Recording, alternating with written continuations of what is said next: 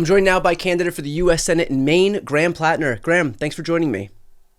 Thank you very much for having me. So I wanted to have you on because we have some big news about one of the most vulnerable Republicans who is heading for re-election in this election cycle, and that is Susan Collins. Collins is at a point that she's never been in before with her popularity. Polling is showing that only 38% of Maine voters approve of her performance, while 54% disapprove. So obviously that is a major vulnerability for somebody who's managed to kind of persevere in the Senate for a long time. And so how has Susan Collins' performance kind of fueled your entrance into this race? You know, Susan Collins has been in the Senate for almost 30 years. And in those 30 years, conditions for working class Mainers have deteriorated significantly. The material life around here is difficult now. Healthcare is falling apart. We have rural hospitals closing. Many people my age and younger are leaving the state because there's literally no affordability. Of course, only to go elsewhere where affordable homes don't exist either. She has shepherded along a system that has in no way, shape, or form reflected the needs of working people in Maine. And at this point, across the political divide, people know this. People know that she's a self-interested politician, that she is an establishment politician who has tried to play this charade for many years about how she tries to be a moderate, but in the end, everything she supposedly tries to oppose winds up getting passed anyways. Everybody sees this for what it is. It's no longer an effective lie. And I just know a lot of folks in Maine, Republican, Democrat, doesn't really matter, who are sick and tired, and they are looking for a change. I think that's such a great point because she has tried to kind of toe both lines here, and she has helped shepherd through a lot of the policies that have ultimately hurt Mainers in the end. For example, she did vote for cloture to advance this one big beautiful bill that's ultimately going to cut healthcare from 17 million Americans, going to cut food assistance to the tune of $300 billion.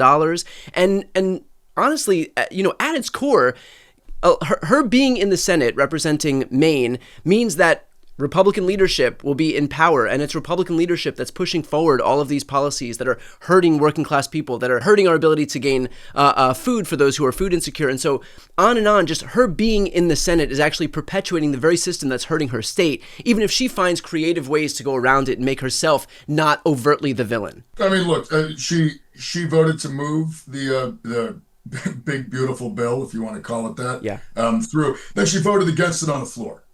And she wants to be able to say that, she opposed it because it's bad for working Mainers, but she didn't. She didn't oppose it. Nobody believes that she opposed it. Yeah. And she could have used her role, she could have used her position to hold it up, to make us actually talk about cuts to Medicaid, cuts to Medicare, and what those cuts were funding. Those cuts are funding tax cuts for the rich and the powerful. We are returning yet again to the same kind of trickle-down economics that's failed us for 40 straight years. Right. And people know this. Her continued position to try to follow this line where she wants to appeal to folks as a moderate. She needs Democratic voters in Maine. She needs them. She can't win without them. And she's been trying to pull the wool over people's eyes for a long time, and that's not working anymore. And on top of this, lots of Republican voters in Maine are also disgusted with her behavior because they just see an establishment candidate that is continuing to not support working people. Graham, I'm going to put a campaign ad that you put online right up here on the screen. In many ways, we live in a society in which we've been told a story that power is not for us. Power is not for the people. There is a different class, a different type of person whose job it is to wield power, to be a CEO, to be a politician. This is not true. This is false. Power exists for those who are willing to organize and to take it. What I am asking you to do is to show up, to come out, to go to events, to knock on doors, to do the hard work, to do what is uncomfortable, and that is to connect with your neighbors. We are in a moment where a clarity of purpose and an ability to appeal to Mainers across the spectrum, from Republicans to Democrats, from progressives to conservatives, it is paramount. Right now, we are in a battle for the survival of our democracy and against fascism. All right, so that was an ad that you just released. I'm curious now because, this ad doesn't look like most Democratic ads. What fuels you? What is your campaign based on? Because obviously there's a lot to push back on as far as Republicans are concerned. There is an onslaught against democracy, against healthcare, against reproductive rights, against livable wage and unions and all of the things. But what is the affirmative message that your campaign has moving forward? If we are going to build a political system that represents working people, we need to send up working people. I'm an oyster farmer. I'm a combat veteran. I live in the town I was born and raised in. I'm up until a few weeks ago, I thought the highest political office I would ever hold is harbor master in my hometown. Yeah.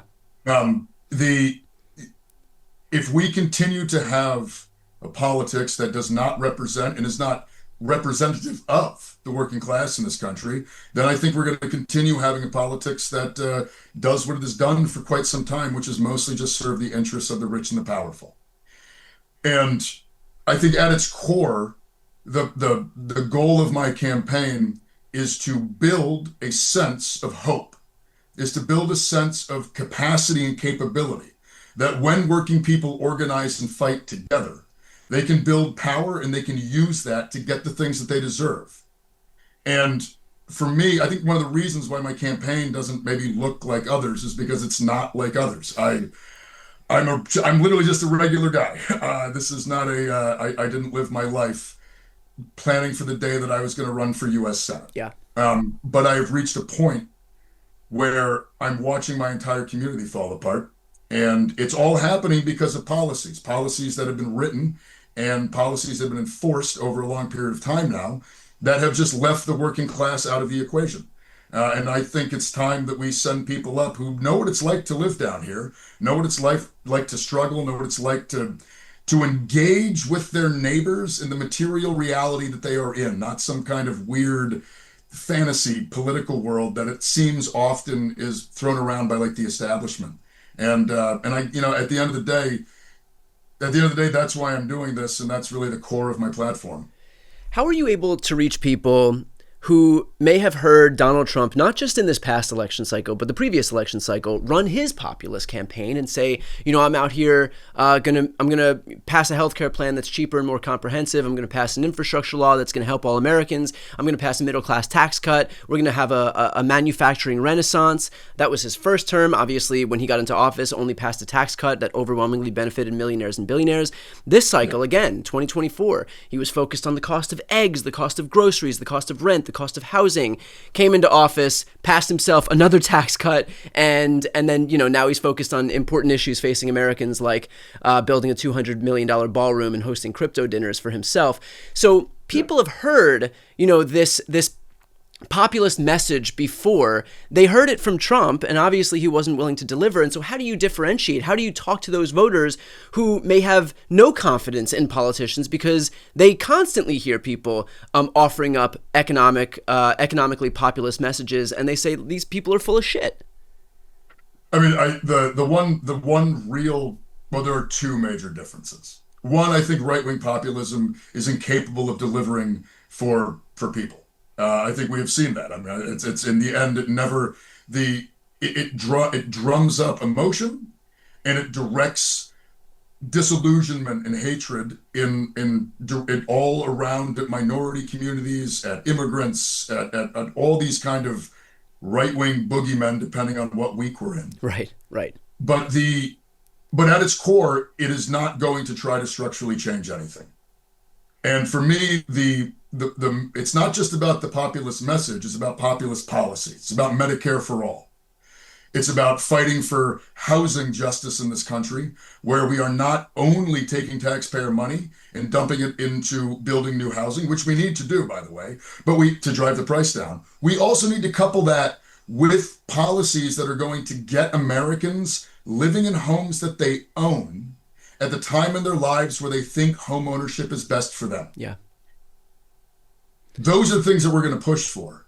And so on one hand, I think the answer is the policies, the actual policies that we are going to push Those will, in fact, benefit people. It's not just about emotion, it's about reality. But secondarily, it's the fact that I'm a normal guy. I can, and I know I can have these conversations because I live in a small town of 1,000 people. I work on a boat launch where a lot of my friends and neighbors, the people I work next to, were Trump voters. And I talk to them every single day. Long before I had any interest in doing this, we have conversations about the fact that the oligarchy and the billionaires is raiding the chest and stealing everything from the working class. We have conversations about how healthcare is broken because we've turned it into a profit-driven system, and that just doesn't work. It's inefficient. We talk about the housing crisis. We talk about the cost of goods, and they notice that consumer goods are going up, and they know it's because of the tariff discussion. And when you just talk to people about what's going on, I don't think people are stupid. I think people can be propagandized. I think people can live in alternate realities, but they aren't idiots.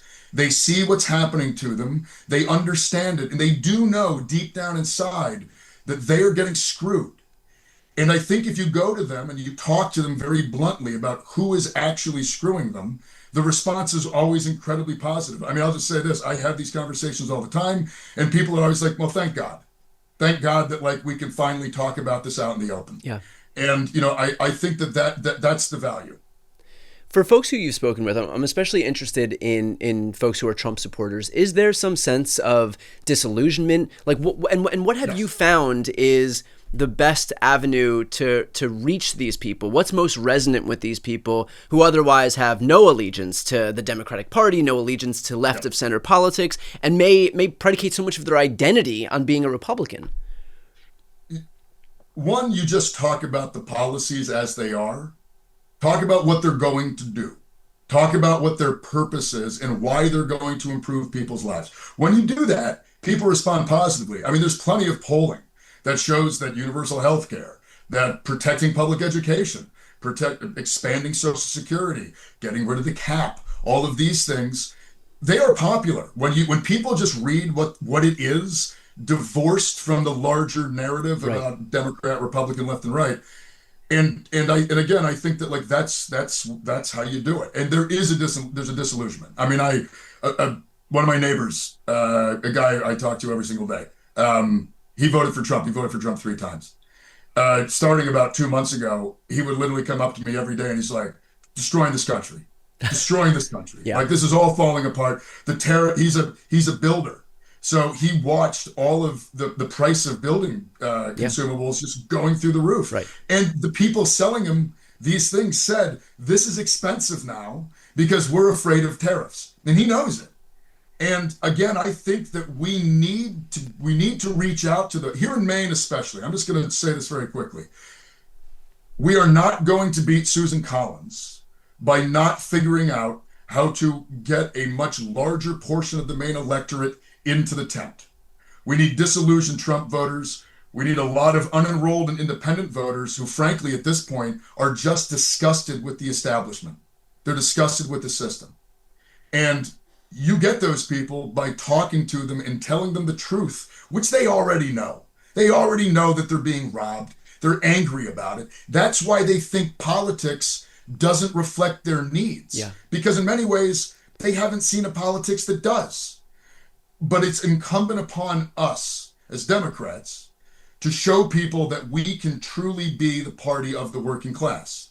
And I firmly believe in this, and I know that we can do it. I just think that there is a real, I'm concerned that there is still an element within the higher echelons of the party which isn't quite ready for this yet, and they're a little spooked by it. But here in Maine, you want to beat Susan Collins, you got to have somebody who can talk to everybody in the state of Maine.